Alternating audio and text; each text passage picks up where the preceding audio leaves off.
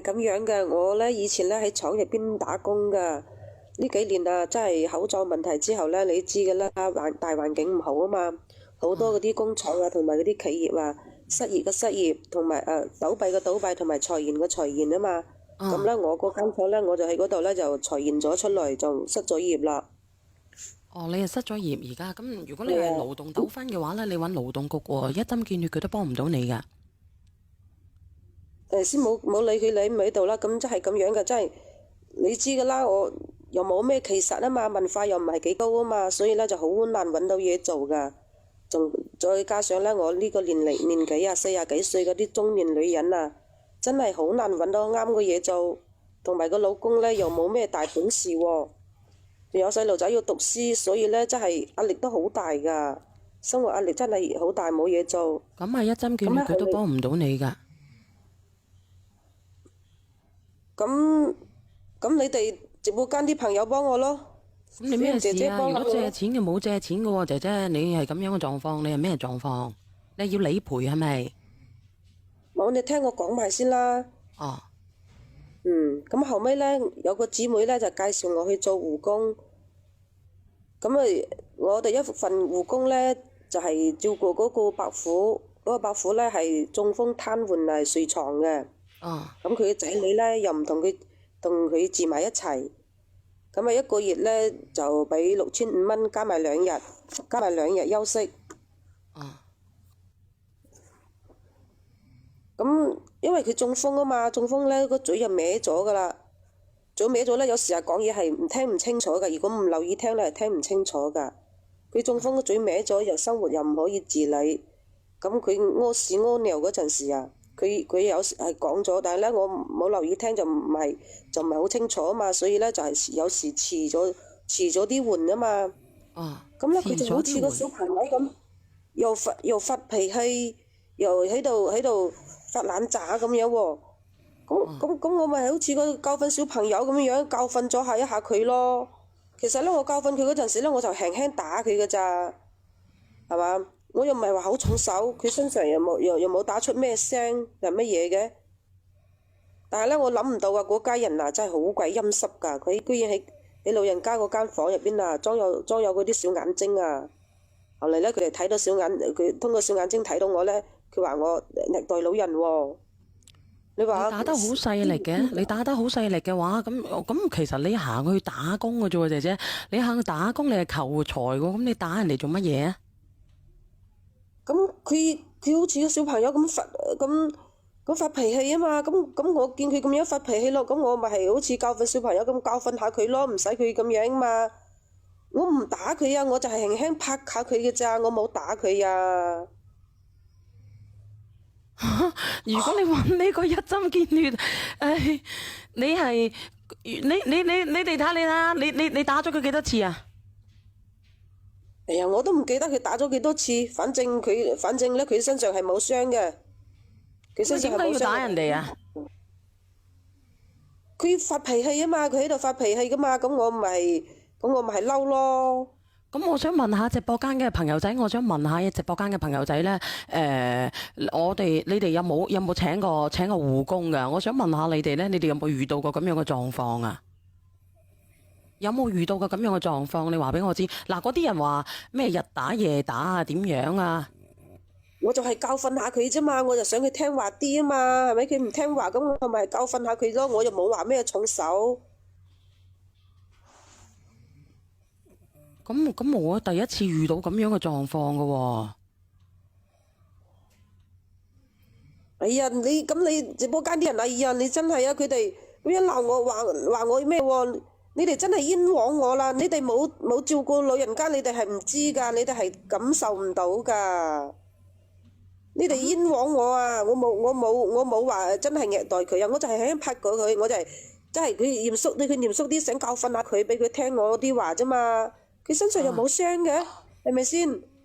話有傷啦先話我係虐待佢哋啫嘛，虐待老人啊嘛。你知㗎啦，嗰啲老人家瀨屎瀨尿同啲小朋友瀨屎瀨尿係唔同㗎，小朋友啲屎尿咧係唔會臭㗎。喂，我問下你收到法院傳票未啊？得我咁樣去服侍佢啊，已經係好咩噶啦，係嘛？我唔係為咗睇咗錢嗰份上啊，我真係唔願意服侍嗰啲老人家。佢俾咗錢係嘛？俾咗錢，佢係雖然係俾咗錢我照顧佢啫，俾錢大晒咩？係咪先？我問你，你收到法院傳票未？咩法院傳票啊？冇啊！咁依家你係咪俾嗰家人開咗你啊？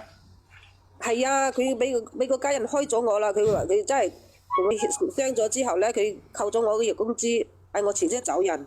咁我走咪走咯，係咪先？哦，你唔係講呢件事㗎嘛？係啊，我仲有佢有其他啲事㗎，即係我即係從頭到尾講啊嘛。咁你講埋佢啊！我以為你唔喺度先，你講埋佢啊！唔係啊，我今日嘅其實我講嘢都好辛苦啊，因為我生個口腔潰瘍啊，你叫我講埋先啦。哦，咁你食啲維生素 B 啊？嗯。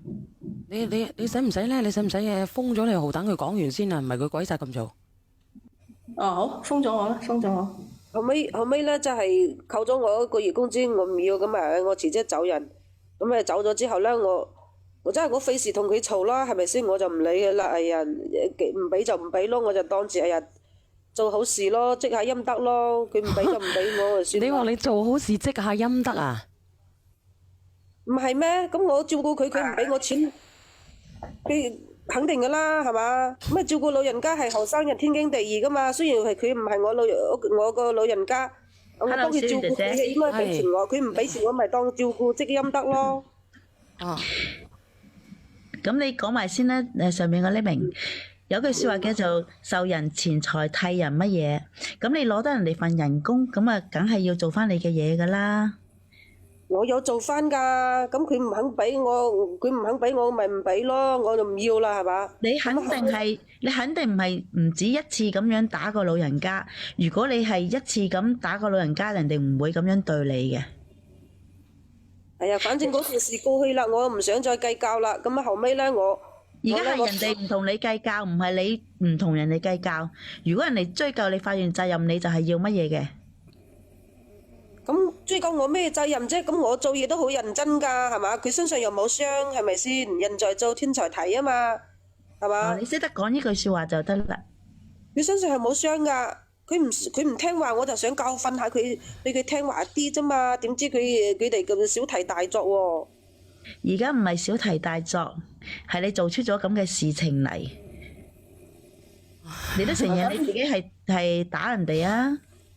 哎呀，反正嗰件事過去咗啦，我唔想再追究佢啦，我就唔想再追究啊？係人哋冇追究你啊，姐姐。咁你繼續講埋落去啦，做乜嘢講啊？咁後尾咧，我朋友咧就幫我介紹咗一個去照顧一個退休嘅老師嚟㗎。佢咧今年68歲㗎啦，因為佢老婆咧係過咗身㗎，佢啲仔女咧又唔好同佢住埋一齊。咁咧，佢就一個月俾6000蚊俾我，幫佢煮飯佢做家務，同埋順便幫佢搞埋出租房嗰啲衞生咯。後尾咧就做咗3個月咁樣咧，佢就同我講，佢話如果我肯做佢女朋友嘅，咁佢就每個月俾多2000蚊俾我，就係每個星期日瞓一次就咁樣。咁咧我後尾咧我通過考慮啦，屋企又即係我老公咧又喺鄉下，再加上屋企咧又好差錢使啊嘛，細路仔大個咗啦，要使個錢要使錢嘅地方好多啊嘛，咁我咪應承咗同佢一齊咯。尾咧我同佢咧就好似情侶咁，相處咗1年幾左右咯。情侶啊？係啊，咁我應承做佢女朋友啊嘛。你哋係情侶啊？係啊，我同佢住，咁咪同佢住埋一齊咯，係咪先？咁咪出雙入對咁樣咯。經常去邊度啊？去散步啊，或者去咩啊？佢買乜嘢啊？佢都會拉埋我㗎，因為佢好依賴我㗎。佢做咩都要都要徵求我嘅意見㗎。舊年年底咧，我屋企咧又要起屋啊嘛。咁佢咧就俾咗16萬俾我，不過咧佢就唔係一次性俾。